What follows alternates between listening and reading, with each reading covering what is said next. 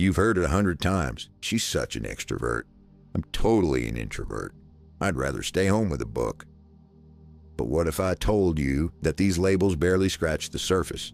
What if introversion and extroversion were not just about being shy or outgoing, but about your brain chemistry, your energy cycles, and how you process the world around you?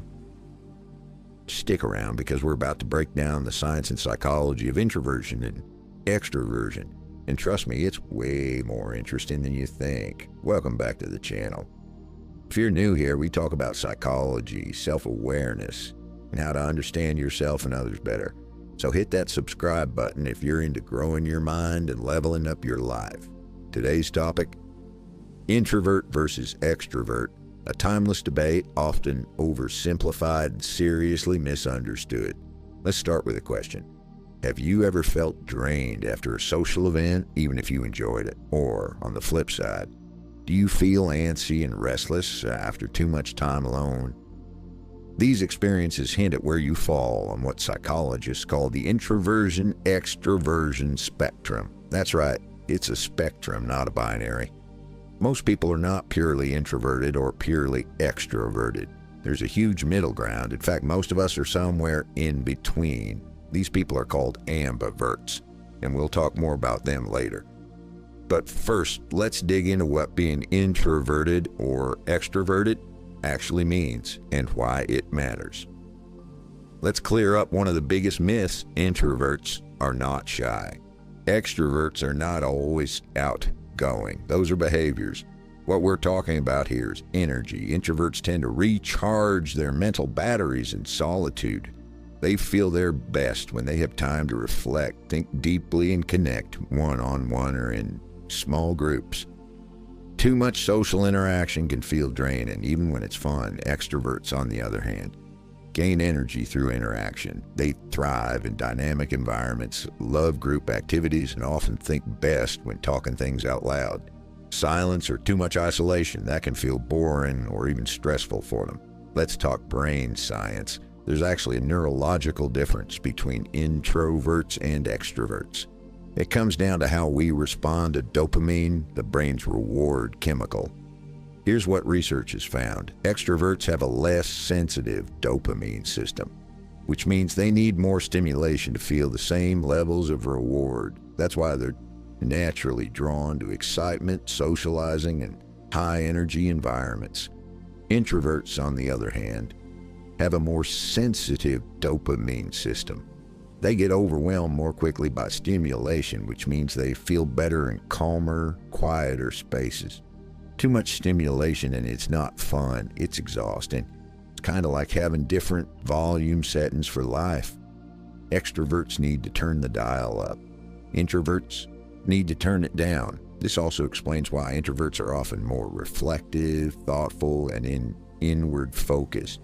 Their nervous systems are literally wired to be more sensitive to external input. Now let's tackle some common misconceptions, and honestly, these need to go.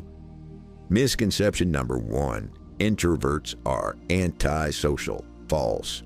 Introverts do enjoy socializing. They just prefer depth over breadth. They're more comfortable in meaningful one-on-one conversations or small, familiar groups rather than big crowds.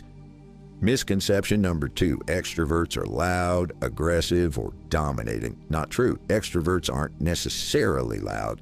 They just process their thoughts externally. They tend to talk things out, think while speaking, and enjoy interaction as part of how they learn. Misconception number 3, you're either one or the other.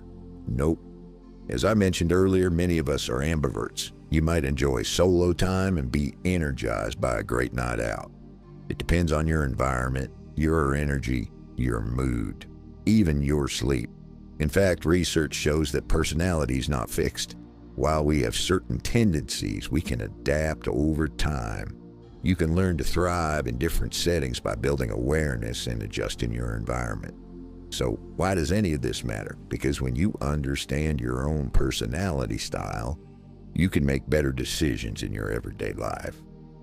Let me give you a few real-world examples. Work and productivity. Introverts often prefer solo work or quiet spaces where they can concentrate. They may find open plan offices distracting. Extroverts, meanwhile, thrive in collaborative environments. They often excel in team-based projects, brainstorming sessions, and fast-paced roles. Knowing your style can help you optimize your workflow and avoid burnout. Relationships. This one's huge. An introvert-extrovert couple can make a great match if they understand each other's energy needs, but if not, one person might feel smothered while the other feels neglected. Understanding each other's recharge styles can make a massive difference. Social life. Introverts may need to plan downtime after a party or social gathering, while extroverts might feel energized and want to keep the night going. When you understand your needs, you stop judging yourself and others for feeling off. Mental health. If you're an introvert constantly forced into overstimulating situations or an extrovert stuck in isolation, your well-being can suffer. Personality-aware self-care is real and necessary. So how do you figure out where you land on the spectrum? Ask yourself, when I'm feeling drained, what kind of environment do I crave? Do I process my thoughts better by speaking out loud or thinking them through privately? Do I feel energized or tired after a social event? Do I prefer deep, focused conversations or lively group discussions? You can also take personality tests like the Big Five or MBTI, but don't get too hung up on the labels. These tools are useful, but they're not the full picture. The point is to observe yourself, how you respond, how you feel, and how you recharge. Also, know that your environment matters. Some people become more extroverted in certain roles or situations and more introverted in others. That's normal. Humans are adaptive. Now I want to hear from you. Do you consider yourself more introverted, more extroverted, or maybe a bit of both? What situations bring out each side of you? Drop your thoughts in the comments. I read everyone, and I love seeing how different personalities show up in our community.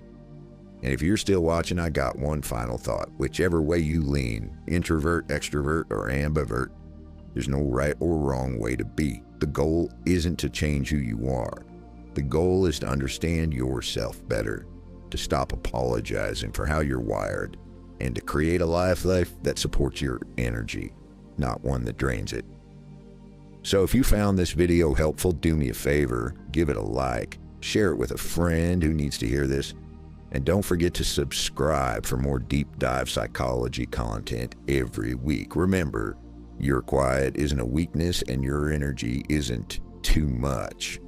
Both are powerful in the right context. You just have to learn how to use it. See you in the next one.